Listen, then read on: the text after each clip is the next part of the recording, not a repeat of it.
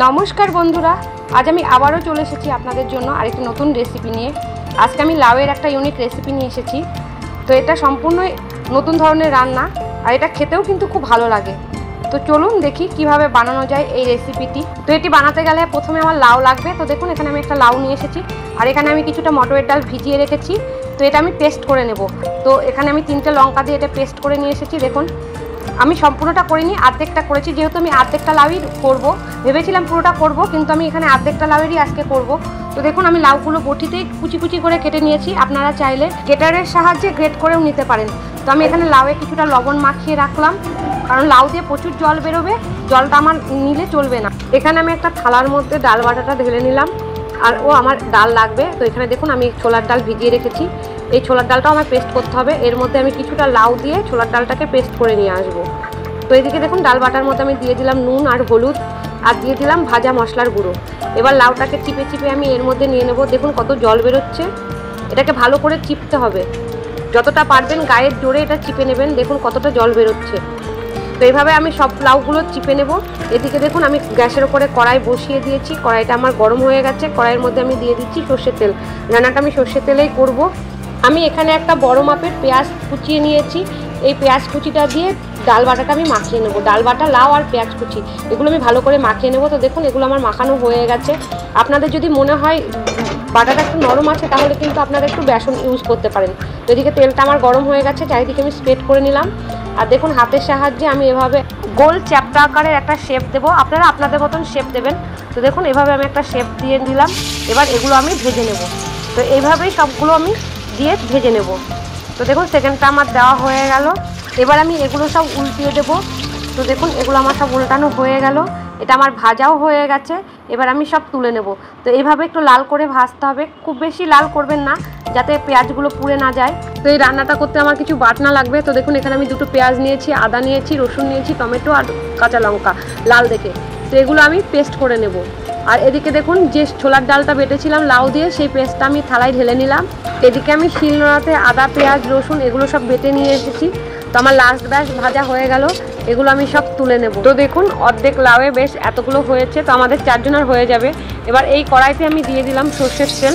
সর্ষের তেলটা গরম হয়ে গেছে। এখানে আমি দিয়ে দিলাম কিছু গোটা গরম মশলা আর তেজপাতা। গোটা গরম মশলার মধ্যে ছিল এলাচ, লবঙ্গ আর দারচিনি। আর দিয়ে দিলাম সামান্য পরিমাণে জিরে ফোড়ন, খুবই সামান্য। আপনারা চাইলে দিতেও পারেন, আদারওয়াইজ স্কিপ করে দেবেন, কোনো অসুবিধা নেই। এবার আমি এই তেলের মধ্যেই দিয়ে দিলাম পেঁয়াজ বাটা। তো পেঁয়াজটা আমি একটু নাড়িয়ে নেব। তো দেখুন পেঁয়াজটা আমার একটু ব্রাউন হয়ে গেছে। এবার আমি এর মধ্যে দেবো আদা, রসুন আর লঙ্কা। এই 3টে আমি একসাথে পেস্ট করেছি, মানে শিলনোড়ায় বেটে নিয়েছি। এগুলো আমি পেঁয়াজের সাথে কষিয়ে নেব। তো দেখুন এখানে আমার পেঁয়াজের সাথে আদা, পেঁয়াজ, রসুনটা কষানো হয়ে গেছে। এবার আমি এর মধ্যে দিয়ে দিলাম টমেটো বাটা। আর এর মধ্যে দিয়ে দিচ্ছি ধনের গুঁড়ো আর দিয়ে দিচ্ছি জিরের গুঁড়ো। এটা দিয়ে আমায় ভালো করে কষাতে হবে। এবার আমি এর মধ্যে দিয়ে দিলাম হলুদের গুঁড়ো আর দিয়ে দিলাম পরিমাণ মতন নুন। তো এটা দিয়ে আমায় ভালো করে কষিয়ে নিতে হবে। তো দেখুন এটা আমি ভালো করে মিক্স করে নিলাম। এবার আমি এর মধ্যে দিয়ে দিলাম লাল লঙ্কার গুঁড়ো। এটা অপশনাল, আপনারা চাইলে দিতেও পারেন, আদারওয়াইজ স্কিপ করে দেবেন। তো দেখুন এটা আমার কষানো হয়ে গেছে, কেমন তেল ছেড়ে দিয়েছে। এবার আমি যে লাউটা বেটে নিয়ে এসেছিলাম ছোলার ডালের সাথে, সেই লাউ বাটাটা আর ছোলার ডাল আর লাউ বাটাটা আমি এর মধ্যে দিয়ে দিলাম। এটা দিয়েও আমায় খুব ভালো করে কষাতে হবে। বেশ 15 মিনিট আমার এটা কষিয়ে নিতে হবে। 10 থেকে 15 মিনিট ভালো করে কষিয়ে নিতে হবে, একদম ধিমে আঁচে এটা ভালো করে কষাতে হবে। তো দেখুন এটা আমার প্রায় কষানো হয়ে এসেছে। এবার আমি এর মধ্যে দিয়ে দিলাম টক দই। এটা আমার ঘরে পাতা টক দই। তো আমি বাটিটা দিয়ে একটু জল নিয়েছিলাম বলে টক দইটা একটু জল জলে ভাব এসেছে। তো এবার আমি এর মধ্যে দিয়ে দিলাম চিনি। চিনিটাকেও স্কিপ করবেন না, কারণ চিনিটা ব্যালেন্স করবে, যেহেতু আমি এখানে টক দই দিয়েছি। টক দইয়ের পরিমাণটা একটু বেশি রাখবেন। তো এটা আমার প্রায় কষানো হয়ে গেছে।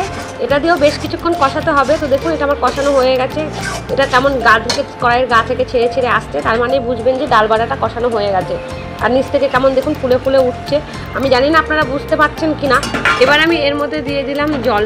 জলটা ঈষৎ উষ্ণ গরম জল দেওয়ার চেষ্টা করবেন। যেটা দিয়ে আমায় ভালো করে নাড়িয়ে নিতে হবে। এবার আমি এটা ঢাকা দিয়ে রাখলাম। আমি মিনিট 5 পর ঢাকনাটা খুলে একটু নাড়িয়ে নিলাম।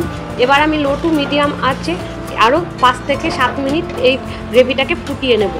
তো আমি ঢাকনাটা দিয়ে দিলাম। আরও 5-7 মিনিট পরে আমি ঢাকনাটা খুলবো। তো দেখুন আমি 5-7 মিনিট পরে এসে ঢাকনাটা খুলে নিচ্ছি। গ্রেভিটা আমার হয়ে গেছে, অনেকটা ঠিক হয়ে গেছে। এবার আমি এগুলো সব ঢেলে দেবো। তবে আমি সবগুলো ঢালিনি, আমি 5-6টা রেখে দিয়েছি, কারণ আমার ছেলেরা এগুলো ভাজা খেতে খুব ভালোবাসে। তো যাই হোক, এবার এটা দিয়ে আমার আরও মিনিট 3-4 ফুটিয়ে নিতে হবে। তো দেখুন আমি 3-4 মিনিট পরে চলে এসেছি। কথা বলতে বলতে এর মধ্যে দেখুন আমি দিয়ে দিয়েছি গরম মশলার গুঁড়ো আর দিয়ে দিলাম ঘি। এগুলো আমি মিশিয়ে নেব। আপনাদের মনে হতে পারে গ্রেভিটা অনেক হয়েছে, কিন্তু আমি যখন খাবো তখন কিন্তু গ্রেভিটা এর অর্ধেকও থাকবে না। গ্রেভিটা অনেকটাই টেনে নেবে, কারণ যেহেতু এখানে ডাল বাটা রয়েছে, ছোলার ডাল বাটা, ওই জন্য গ্রেভিটা এতটা থাকবে না। যখন খাবো গ্রেভিটা একদম গামাখা হয়ে যাবে। তো এই অবস্থাতেই নামাতে হবে, নইলে কিন্তু এর থেকে বেশি সকালে পরে আর গ্রেভি পাবেন না আপনারা। তো যাই হোক, এটা আমার হয়ে গেছে, রান্নাটা আমার পুরো কমপ্লিট। এটা আমি সার্ভ করে নিচ্ছি, একটা থালার মধ্যে ঢেলে নিচ্ছি। তো দেখুন এটা দেখতে কি সুন্দর চমৎকার হয়েছে। এটা দেখতেও যতটা ভালো হয়, এটা কিন্তু খেতেও ঠিক অতটাই ভালো হয়। তো ভিডিওটা এতক্ষণ দেখার জন্য অনেক ধন্যবাদ। ভিডিওটাকে অনেক অনেক করে লাইক করুন, শেয়ার করুন, আর এই চ্যানেলটিকে সাবস্ক্রাইব করে রাখুন, যাতে আগামী ভিডিওগুলো আপনারা খুব সহজে আর তাড়াতাড়ি পেয়ে যান। আমি আবারও আপনাদের কাছে রিকোয়েস্ট করব যে আপনারা এই রেসিপিটা ভালো লাগলে অন্তত একবার বাড়িতে ট্রাই করবেন আর সকলে মিলে এনজয় করবেন। তবে আমি তো এটা ভাত দিয়ে খাবো, তবে এটা রুটি, পরোটা যাই দিয়েই খান না কেন, এটা সবার সাথেই ভালো যাবে।